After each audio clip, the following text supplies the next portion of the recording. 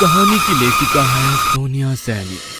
पिछले भाग में आपने देखा अनंत, संभव, रिद्धि और प्रिया 4 दोस्त हैं जो पैरानॉर्मल एक्टिविटी पर रिसर्च कर रहे थे।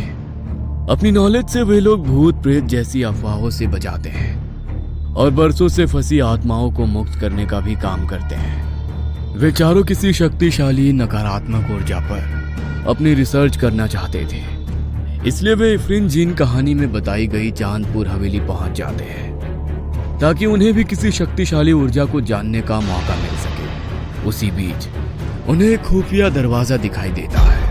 अब आगे। वाओ, ये तो कोई खुफिया दरवाजा है। चलो अंदर चलकर देखते हैं। हालांकि मन में शंका के बादल मंडरा रहे थे, फिर भी काम तो काम होता है, इसलिए अपने मन की शंकाओं को किनारे करते हुए चारों एक के बाद एक कमरे में दाखिल होने लगे। अंदर काफी अंधेरा था। संभव ने साथ लाई हुई टॉर्च से थोड़ी रोशनी की तो बाकी लोगों को भी थोड़ी राहत मिली। बाहर के कमरों के मुकाबले ये कमरा काफी छोटा और साधारण था। इस गुप्त कक्ष में प्रकाश की भी कोई व्यवस्था नहीं थी। टॉर्च की रोशनी के सहारे आगे बढ़ते हुए उन्हें एहसास हुआ उनके आसपास हर तरफ कागज और किताबें फैली हुई हैं। तो क्या यही है महाराज का गुप्त पुस्तकालय? अनंत ने कहा। लगता तो यही है। अगर यही है पुस्तकालय तो ज्यादा खुश होने वाली कोई बात नहीं है, क्योंकि यहाँ की हालत इतनी खराब है कि कोई भी किताब ढूंढना भूसे से सुई निकालने जैसा है। प्रिया ने चारों ओर नजर दौड़ाते हुए जवाब दिया। प्रिया की बात सुनकर सभी के चेहरे पर उदासी की गहरी परत चढ़ गई। तो क्या इतनी दूर आना व्यर्थ हो गया? संभव ने कहा। अरे यार, इतनी जल्दी हार क्यों मान रहे हो? चलो सामने वाले रैक से शुरू करते हैं। सब मिलकर कोशिश करेंगे तो कुछ ना कुछ जरूर हाथ आएगा। अनंत ने हिम्मत बढ़ाते हुए कहा। चलो ठीक है। चारों ने एक दूसरे की ओर देखकर सहमति में गर्दनें लाई और बची हुई पुस्तकों को एक एक करके देखने लगे। अधिकांश पुस्तकें अर्धजली अवस्था में थे और कुछ नीचे बिखरी पड़ी थी। चिकित्सा, ज्योतिष और तंत्र मंत्र से संबंधित पुस्तकों को देखकर जान पड़ता था कि राजा की इन विषयों पर गहरी रुचि रही होगी या फिर वो बेहद अंधविश्वासी रहा होगा। काफी देर तक एक एक पन्ने को पलटने के बाद रिद्धि के हाथ एक किताब लगी। पहली नजर देखने पर यह तंत्र मंत्र संबंधित पुस्तक लगती थी। बाकी किताबों को घंटों तक छानने के पश्चात वे रिद्धि को मिली किताब लेकर ही वहां से लौट आए। अगले दिन चारों प्रिया के घर पर बैठकर उस अधजली पुस्तक को पढ़ने का प्रयत्न कर रहे थे। पुस्तक की भाषा उर्दू थी और उन चारों में बस एक रिद्धि ही थी जिसे उर्दू का अच्छा ज्ञान था। रिद्धि ने किताब पढ़ना शुरू किया। वर्जित। एक पेज पर लिखा हुआ यह शीर्षक रिद्धि को बेहद अटपटा सा लगा। इस किताब पर चेतावनी लिखी हुई है, जिसका मतलब है कि इसे पढ़ना वर्जित है। अगर पढ़ना वर्जित है तो उसे लिखा ही क्यों गया होगा? तुम आगे पढ़ो ना। रिद्धि थोड़ा अटकते हुए आगे पढ़ने लगी। आगे कुछ पंक्तियां लिखी हुई थी जिसका अर्थ था, संसार में भिन्न भिन्न प्रकार की शक्ति उपस्थित है जिन्हें कभी भी अभिमंत्रित नहीं किया जाना चाहिए, क्योंकि उसमें से अधिकांश की प्रवृत्ति पैशाचिक है, जिनके होने का अर्थ ही है विनाश। आगे कुछ विशेष मंत्र लिखे हुए हैं जिनको बोलना वर्जित माना गया है। किताब में कई जगह अलग अलग स्थानों पर लिखे मंत्र के सामने भी चेतावनी लिखी हुई है। मतलब इस किताब में किसी ऐसी शक्ति का जिक्र है जो बहुत शक्तिशाली है। अचानक ही रिद्धि की आंखों में चमक आ गई। जो हमने इतना खोजा आखिर मिल ही गया। पागल मत बनो। हर शक्ति को संभाल पाने का दम नहीं है इस मल्टीमीटर में। जिस मंत्रों के आवाहन के लिए खुद लेखक ने चेतावनी दी है, उस मंत्र को तुम आज 250 साल बाद बोलना चाहती हो। 250 साल पहले मना किया गया कार्य आज के युग में क्यों दोहराना? संभव ने कहा। मैं इन सब से बाहर हूँ, तुम लोग अपना सोच लो। संभव कमरे से बाहर निकल आया था। अब प्रिया के चेहरे के भाव भी बदल रहे थे। संभव ठीक ही कह रहा है, शायद हमें इन सब से नहीं उलझना चाहिए। प्रिया ने भी अपना मत रख दिया। अच्छा चलो ठीक है, नहीं करते हैं ये सब। तुम लोग बताओ कैसा लगा चांदपुर? रिद्धि ने किताब बंद करके बात बदलते हुए कहा। पक्का? हाँ बाबा पक्का। रिद्धि ने जवाब दिया। रिद्धि के आश्वासन के बाद सबने चैन की सांस ली। धीरे धीरे बातों का रुख बदलने लगा और कुछ देर के हंसी मजाक के बाद सभी अपने अपने घर को लौट गए। आधी रात को रिद्धि के मन में फिर से उस पुस्तक को पढ़ने का ख्याल कौन था। वैसे भी कहते हैं ना, जिज्ञासा ही विनाश और आविष्कार की जननी होती है। रिद्धि के मन में जिज्ञासा पैदा हो चुकी थी। उसके समाधान के बिना उसको चैन नहीं मिलने वाला था। बिस्तर से उठकर उसने वापस वही पन्ना खोल लिया।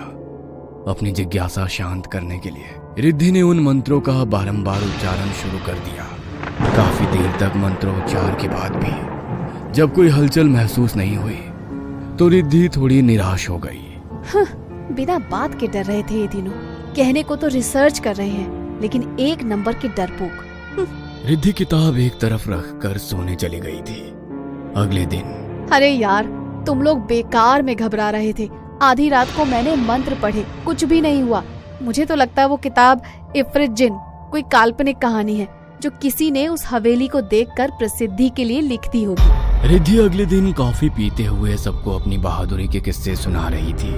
अचानक ही रिद्धि के चेहरे के भाव बदलने लगे और उसका चेहरा गुस्से से लाल हो गया। ये क्या बदतमीजी है आनंद? तुम्हारी हिम्मत भी कैसे हुई मुझे इतना भद्दा इशारा करने की? रिद्धि सिरे से उखड़ती जा रही थी।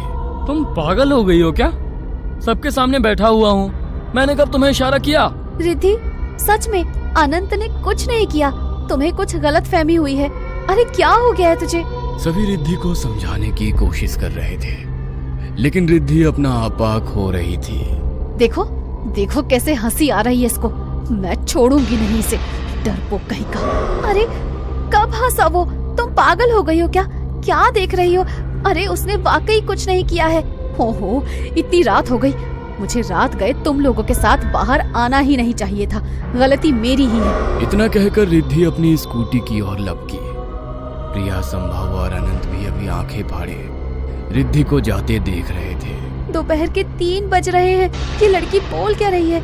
कभी कहती है संभव ने इसे गंदे इशारे किए, तो कभी कहती है कि रात हो गई। लगता है ज्यादा सोचने से इसके दिमाग पर असर पड़ा है। मैं आज रिद्धि के साथ ही रुक जाती हूँ।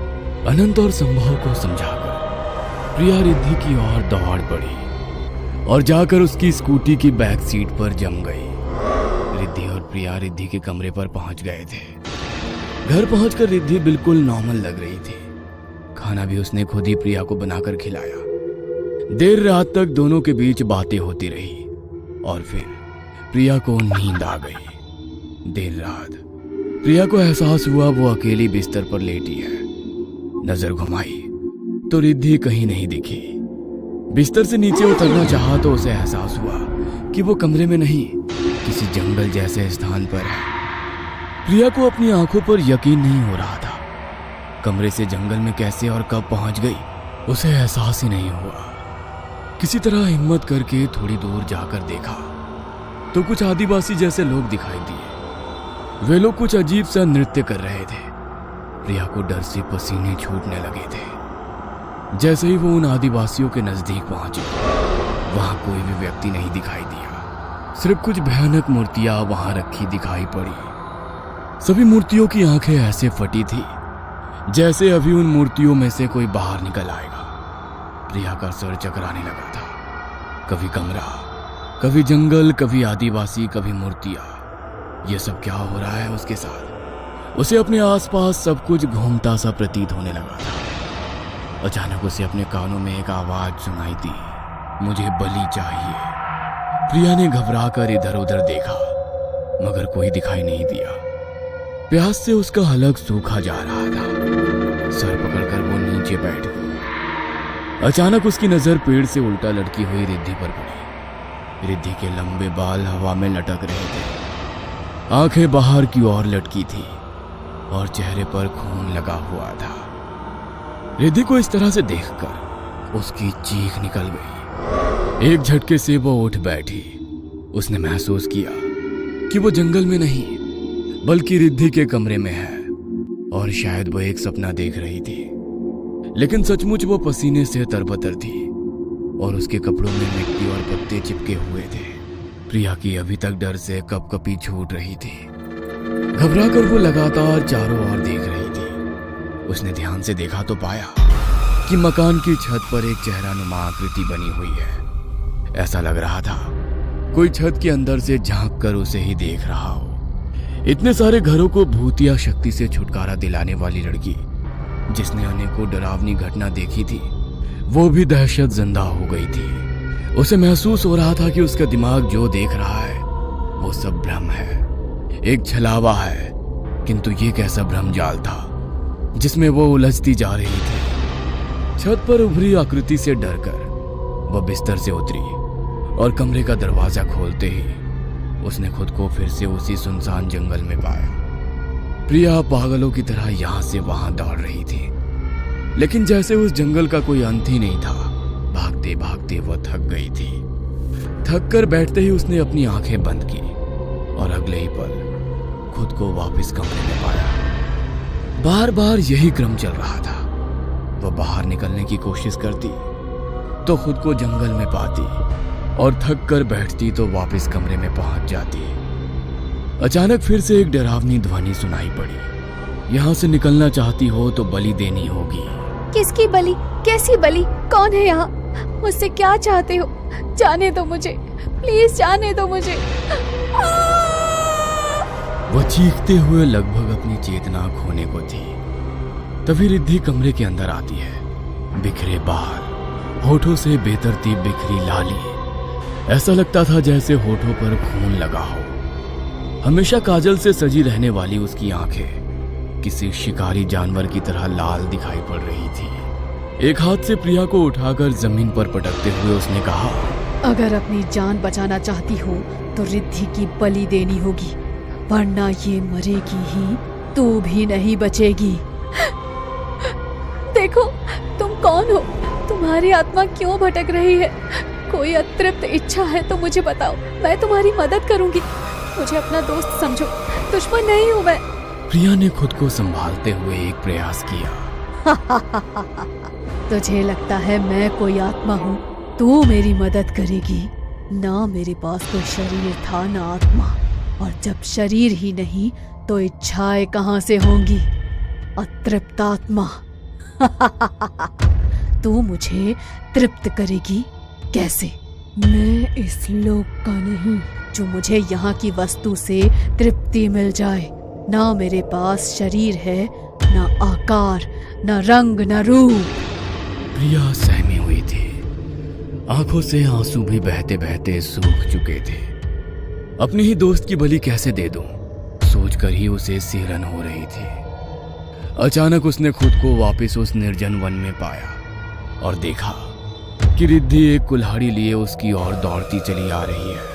प्रिया घबरा गई और स्वयं के बचाव के लिए उसने रिद्धि को धक्का देकर एक और धकेल दिया। अचानक रिद्धि के चीख की आवाज सुनाई पड़ी। कुल्हाड़ी नीचे गिरी हुई थी और रिद्धि की गर्दन एक और लटकी थी। रिद्धि की गर्दन से खून का फवारा छूट रहा था। रिद्धि की ऐसी हालत देखकर प्रिया के होश गुम हो गए। क्या प्रिया ने वाकई अपने ही दोस्त रिद्धि को मार डाला है? ये कैसा छलावा है जिसमें फंस गई है प्रिया? क्या सब कुछ सामान्य हो जाएगा या फिर अभी ये भूल भुलैया और भी गहराएगी? जानने के लिए कहानी का अगला भाग जरूर देखें।